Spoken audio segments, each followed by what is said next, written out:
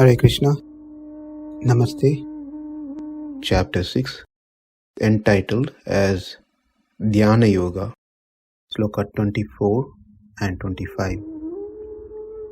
saṅkalpa-prabhavān kāmāṁs tyaktvā sarvān aśeṣataḥ manasaivendriya-grāmaṁ viniyamya samantataḥ śanair uparamed buddhyā dhṛti-gṛhītayā ātma-saṁsthaṁ kṛtvā kiñcid cintayet. From the previous set of slokas, we learned the greatness of Atma. To attain any object, we need to know how they are great in first place. If we don't know the greatness of that object, then we will not show any interest to pursue, to attain that object. When do we consider an object to be greater? Number one, our full focus and concentration should be on that particular object. Shouldn't be on any other object besides that object. That means that object is great. Number two, that object should be suitable for me, for my nature, which means it should not be artificially enforced on me. I shouldn't artificially derive something from that object. It should be natural. That should be natural in a way it stays natural today and even tomorrow and the days to come. And that is the object which considered to be greater.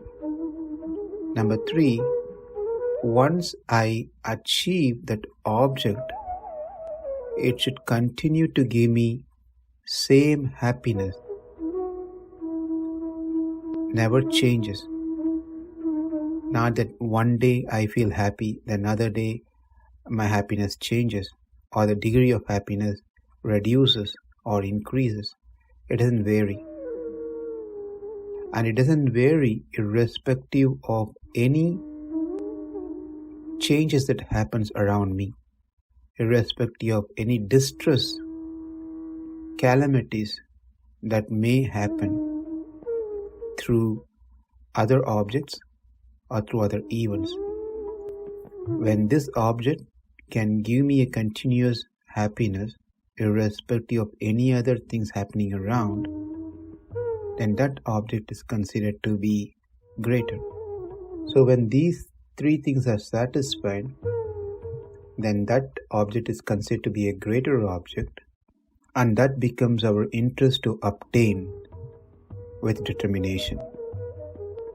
In the 20th sloka, we saw the consciousness completely restrained from material activities and fully focused on self.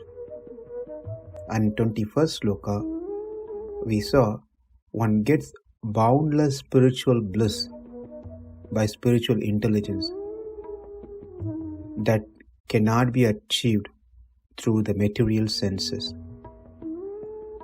One is never deviated from the truth of one's spiritual nature, as it is natural, whereas this body is not natural.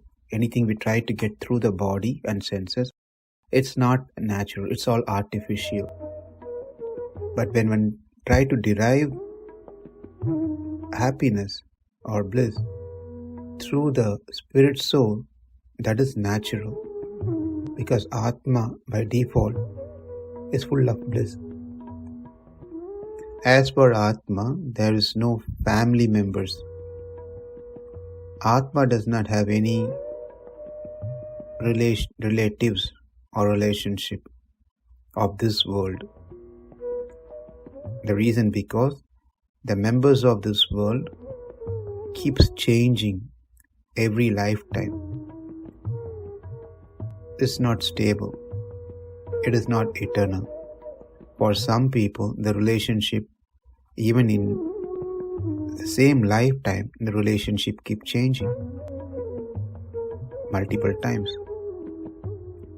The only relationship that Atma has is with Paramatma, and those who are related and devoted to Paramatma, they are called Atma-bandhus, and the rest of them all called Abhasa-bandhus, also known as Sharira-bandhus. We saw this as well. And in the 22nd sloka, having obtained vision of self, this yogi thinks or understands completely and completely convinced there is no greater gain than this. And in 23rd sloka, having understood this yoga, one becomes situated in full determination. One is never shaken, not shaken even in the greatest calamities, difficulties. It has only bliss.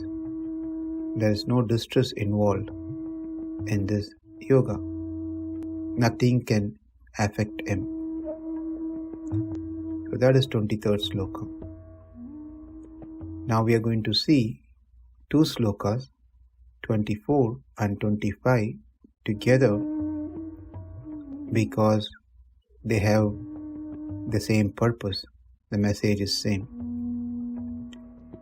Like how we saw 4 slokas together because of the reason that the first 3 slokas, 20, 21, 22, contains question yat, yatra, yatra, yatra, and then finish with tatra.